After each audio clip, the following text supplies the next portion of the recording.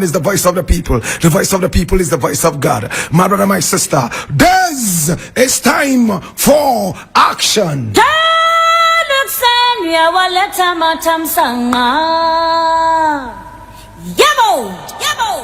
the very first story I want to look at is very interesting, and I need all of you to come along. My brother, my sister, it's Independence Day right here in this country, beautiful country called Ghana. And celebrations are ongoing, my brother, my sister. Now, the first story I would like to look at is right here, and I need you to come along.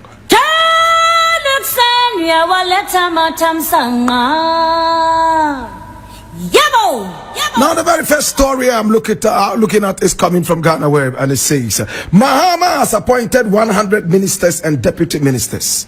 And this is Abu Jinapo speaking. Now, the member of parliament for Damongu, Samuel Abu Jinapo, has stated that President John Dramani Mahama, despite promising Ghanaians he would form the leanest government, has appointed a total of 100 ministers and deputy ministers. Making his submission on the floor of Parliament on Wednesday, March 5, 2025, he claimed that this has resulted in significant expenses for the National Treasury, contrary to what the President promised. President Mahama has formed arguably one of the largest governments in the history of our country in terms of cost to the national exchequer. Why do I say this? Take, for example, the appointment of Dr. Valerie Sawyer as senior presidential advisor in charge of government affairs. Her rank is equivalent to that of a cabinet minister, who also serves as a member of parliament. This means her salary, emoluments, and conditions of service are the same as those of a cabinet minister who is also an MP. Mr. Speaker, the president has appointed a presidential advisor on the economy, a presidential advisor on the 24-hour economy, a presidential advisor and special aide to the president, a presidential advisor on the national anti-corruption campaign, and presidential advisor on diaspora affairs, he stated. He continued, Mr. Speaker.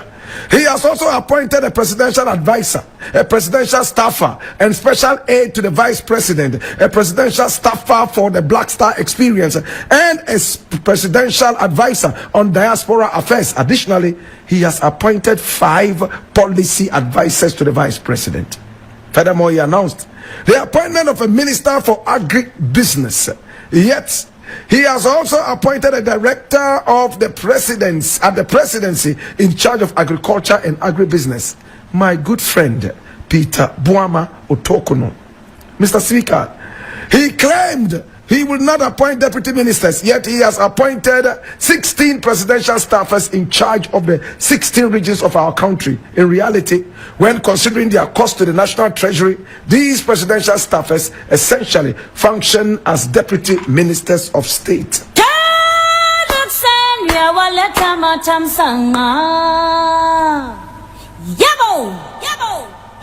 I am honestly worried about the number of people President Mahama is appointing left, right, and center. I am scared. In fact, cockroaches are being appointed, lizards are being appointed, mosquitoes are being appointed left, right, and center. Mr. President, let's be honest and let's have it straight. If you have promised that we are going to have the leanest government, leanest government is not only about ministers and deputy ministers. They involve and include all your appointees, for crying out loud. I am scared the rate at which appointments are flying all over the place. Is it a way to satisfy some people who supported the campaign? When you pass here, a cockroach has been appointed as something for something. A lizard is here, a frog is here. Then you check another corner, there is a bigger reptile there that is also appointed. It is a cause for alarm. What Abu Jinapo, who in my opinion is the worst minister this nation has ever produced. I have lost all respect for Abu Jinapo, and I've said it time and again. He was the worst minister this nation ever had. In his reign as the minister for lands, Galamsey rose all the way to the zenith. We saw the impunity with which our nation was wrecked in terms of our flora and fauna. Abu Jinapo should be bowing down his head in shame, my brother, my sister, for calling himself a former minister. He wrecked Ghana. If this was a serious country, somebody like this should be wallowing somewhere in the boulders of jail. My brother, my sister, that notwithstanding, he has made a point, and we need to look at the point. What point is he making? He has brought facts that the president has appointed so many different people, and it's almost like saying, I will not appoint deputy ministers, but you have a number of them who have been appointed in several different positions, albeit not in the ministries. It's almost like cutting here and going to slap it over there, robbing Peter to pay Paul in one way or the other. Mr. President, I know there is a lot of pressure on you. Everybody wants an appointment. Everybody's running the helter-skelter, and we made it point blank right from the beginning that I will refuse any appointment by any government, any day, any time. So I am not somebody no one should ever consider for appointment. I will not take it. There were some people who said, oh, all these things Blakk Rasta is doing, he wants an appointment. Now it is clear we don't want it. It is time people took Blakk Rasta seriously, beyond serious. Mr. President, with all love and respect, I have so much hope in you. I am ready to support you from here all the way down to El Dorado, where you seek to take this nation to. I am your brother. I love you, Mr. President. But you are actually appointing too many cockroaches and lizards. It's a drain to the coffers of this nation. I know there is so much pressure on you to satisfy any person who coughed in your direction during the campaign. But if you want to do so, you will end up ruining the big legacy that you intend to build. Maybe I should have spoken this one softly into your ears. But I know the bureaucracy that is involved in meeting you hours on end, because I don't envy you. Everybody wants to meet you, Mr. President. What Abu Jinapo has said makes sense to me until otherwise. Too many cockroaches and lizards are being appointed. Too many cockroaches, lizards and grasshoppers, in fact, and Gogomi are being appointed. Let's watch it. It's the taxpayers' money. The money does not belong to the president. It doesn't belong to the vice president. It belongs to the people of Ghana, not even the presidency. It belongs to the people of Ghana.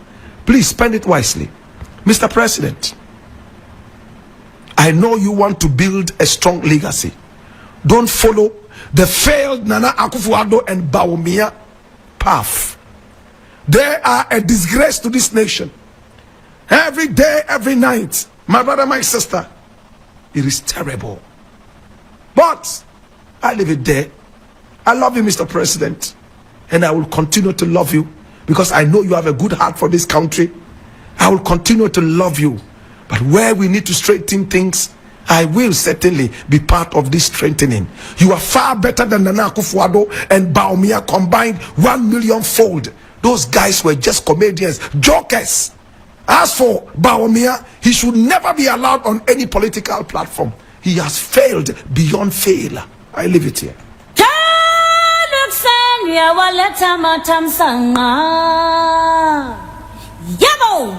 Now the next thing I want to look at is coming from My Joy Online, and it says we shall live the dreams of our forebears in our lifetime. And this is Mahama speaking. Oh Lord.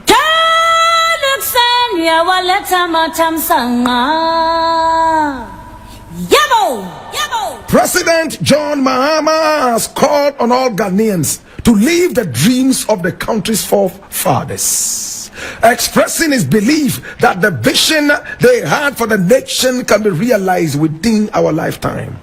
In his address during the 68th Independence Day anniversary at the Jubilee House on Thursday, that's today, March 6, President Mahama reflected on Ghana's rich history and the sacrifices made by the country's founding fathers. He emphasized the importance of unity, hard work, and dedication in fulfilling the aspirations that the nation's leaders envisioned when they fought for independence in 1957. As I said before, Parliament, we shall live the dreams of our forebears in our lifetime. This is not just a promise, it is a call to action.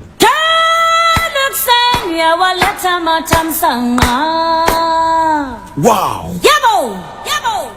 Such an expressive vituperation. You want to hear it again? An expressive vituperation. It carries power and energy. I have no doubt in my mind that this president was to leave a legacy. My brother, my sister, now the first term as president of this nation, he completed the tenure of Atta Mills, his political mentor. Out of inexperience and the fact that he never expected probably to be president ever, he probably made a lot of mistakes that hurt you and me. Then he came again the second time.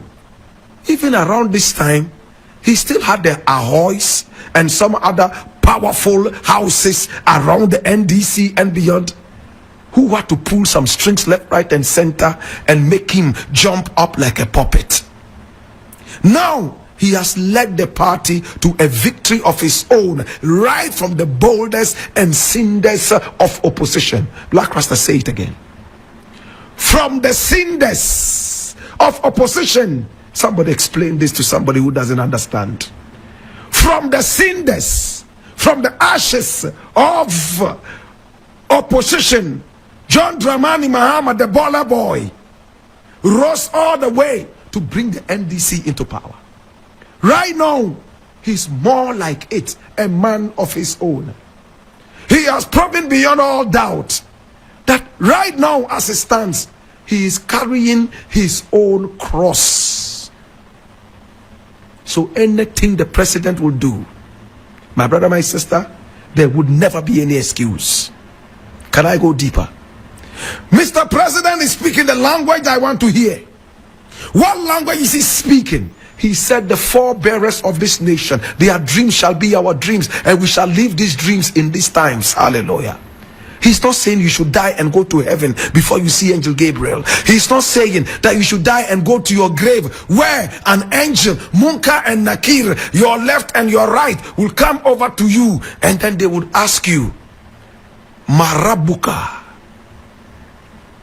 Right now on earth, like the Jehovah's Witnesses believe, you shall taste heaven. Hallelujah.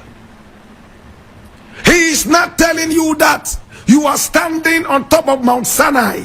There you are looking at Canaan, but your feet will never touch there. He's saying you are seeing Canaan, and you shall walk and manifest the glory of tasting the power of Canaan. Hallelujah. Mr. President, may I from my little head make a suggestion? You will never make it if patriotism is not taken seriously. All the lizards and the cockroaches and the grasshoppers who have been appointed. I'm not saying every appointee is a cockroach or a lizard, but I see a lot of cockroaches and lizards. With all respect, too many. Why don't we have such an outfit for patriotism? I know that the National Youth Authority is in charge of some level of patriotism. But much as it deals with some patriotism, I think we needed a whole outfit for patriotism. That is the backbone and foundation of every nation. For how long would Blakk Rasta continue saying this? No country has ever made it like the president wants us to make it if it never took patriotism seriously. Every nation is foundationed on patriotism, my brother. As long as patriotism is relegated to the background, my brother, my sister, there would never be a way. No way, my brother. And I am saying this from the very passionate bottom of my heart. Listen to me and listen attentively if you may, my brother, my sister. No nation on earth and even in heaven or in hell can ever make it if it's not foundationed on patriotism. Mr. President, now we have somebody who's in charge of advising the presidency on the 24-hour economy. Agribusiness is beautiful, it's nice. Why don't we have one for patriotism exclusively? I am a prophet of patriotism. I will die for patriotism. Look, I just returned from Burkina Faso. They have a saying in that country. I wish we could adopt it here. My brother, you know what they say? They say, la patrie ou la mort. La patrie ou la mort. And they have a way of responding. You know what it means? Is the country or death? If we don't have our country, then we prefer to die. And it was uttered by the great Sankara. Today, it is more relevant than when it was even then. Yes. La patrie ou la mort. The country or death. How many Ghanaians can genuinely say in their hearts that if they don't have their country, then they prefer to die? No, they will tell you, if we don't have it, then we go to America. If we don't have it, then we go to England. Yentena krofa ako enjie nungwasie. Enti enungwasie betu mi Ghana say America wo ana England wo. Yentena krofa ako enji enungwasie. And to the average Ghanaian, this means that if you are in your own country or another country and there is a problem, why don't you leave it? It has its positives, but my brother, my sister, in these times we are looking at we are looking only at the negatives. Mr. President, with all love and respect, please, patriotism. I moved all over Ghana from one school to the other, talking to SHS students, because we need to catch them young, teaching them about patriotism, imbibing into their DNA the spirit of patriotism. Arise, Ghana youth, for your country. The nation demands your devotion. Let us all unite to uphold her and make her great and strong. We are all involved. We are all involved. We are all involved in building our motherland. How many Ghanaians know this song? Walk on the streets of Accra, right in front of the presidency, gather 100 people and ask them to sing this song, or at least mention the words. You'll be shocked that 99 don't know it. When was the last time you heard any such song on radio? Today we are celebrating the independence of this country. All we know is that there's a holiday. It's time for us to stay home and lazy up and still be paid for being lazy. It's time now to visit places that we haven't visited in a long time, to greet family and friends, and then go to our favorite restaurant. It's not about Ghana anymore. Mr. President, if we must live the dreams of our forebearers, I beg you with all respect, my brother, patriotism is more important than a 24-hour economy. Patriotism is more important than the economy of Ghana. Patriotism is more important than our own lives. La patrie ou la mort. The country or death.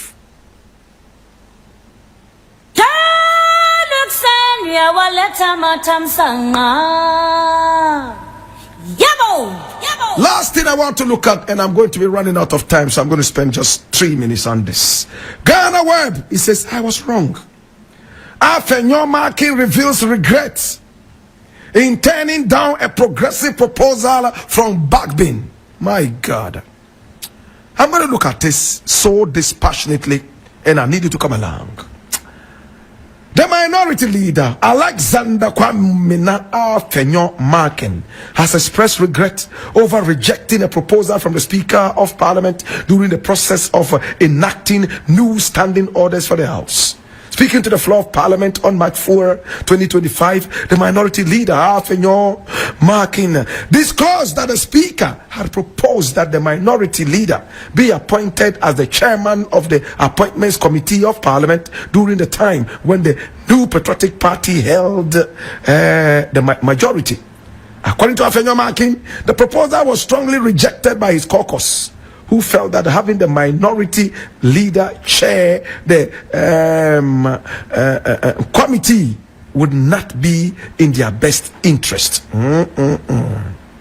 Mr. Speaker, I have a confession to make, and I'm not worried about how the media will take it.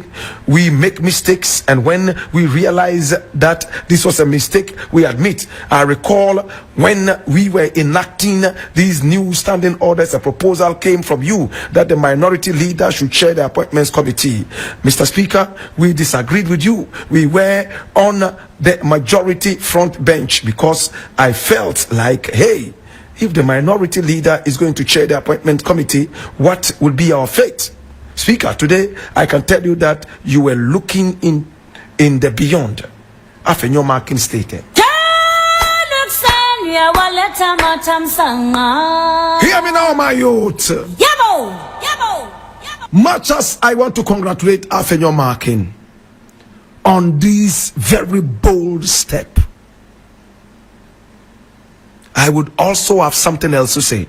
It's not easy for a man so partisan, inundated, to come out and speak against his own caucus in one way or the other. In politics, there's nothing like regret. In politics, there's nothing like an apology. In politics, there is nothing about the nation. It's all about the party. Political party. Sadly and so unashamedly. Can I go deeper? Watch this. Speaker of Parliament says, let the minority leader chair the Appointments Committee. Because first and foremost, when they are in opposition, that is when they bite the deepest. It is time for them to think the nation rather than the political party. When they are in opposition, hey, they are the most patriotic. Once they get into power, those who used to call you at midnight and disturb your sleep because you thought that you shared the same vision, you were ready to wake up and talk to them every time. Today at 6 p.m. they are already sleeping because free. In our nation, it's no longer about the nation. It's all about our own personal, selfish, paragon comfort. Afenyo Marking has said it straight up. Hey, his caucus believed that it will not serve the interest of the political party. They were not thinking Ghana. When the Speaker of Parliament so selfishly, better still, so selflessly came out and said, listen, in order to bite these appointees better, make the chairman, the Speaker or the chairman be from the opposition. In other words, the minority. But they turned it down, only to go there and break the legs of tables and break microphones like vandals with no good training at home. Shame on you. Some dirty vandals broke tables and broke microphones. What happened to them? Are they paying for those 100-fold? Or they will just walk away for free? Because in this country we have no respect for probity and accountability. No patriotism. Go to Burkina Faso. I just came back from Burkina Faso a few days ago. La patrie ou l'amour. Sankara said it. Are we ready for that? We are only interested in appointments. I hear some people that the president wanted to appoint. He called some of them and they were like, oh, Mr. President, in the Kasaninga, in other words, Mr. President, where you they put me there, you say nothing there. Why? You want a gold mine? You want to go to the Galamsey field? The president is appointing you because he believes in your capability and ability. Go and do the work. You say there's nothing there. Wallahi da kasani da mun samu dai wudan kadan kaskasin wallahi house no good. Allah kwa. You see the mentality. You see the mentality. Mr. President is appointing you, a cockroach like you, to go and work for Ghana. You want to work for your pocket. I don't envy Mr. President. I don't envy him. I support him, and I will continue to support him, stand by him until it is proven that he is not ready for Ghana. And because it's all about Ghana, we shall strike like we struck the dirty Nana Akufo-Addo Bawumia government and sent them straight to hell, guilty as charged. I thank you. Ya waleta matamsama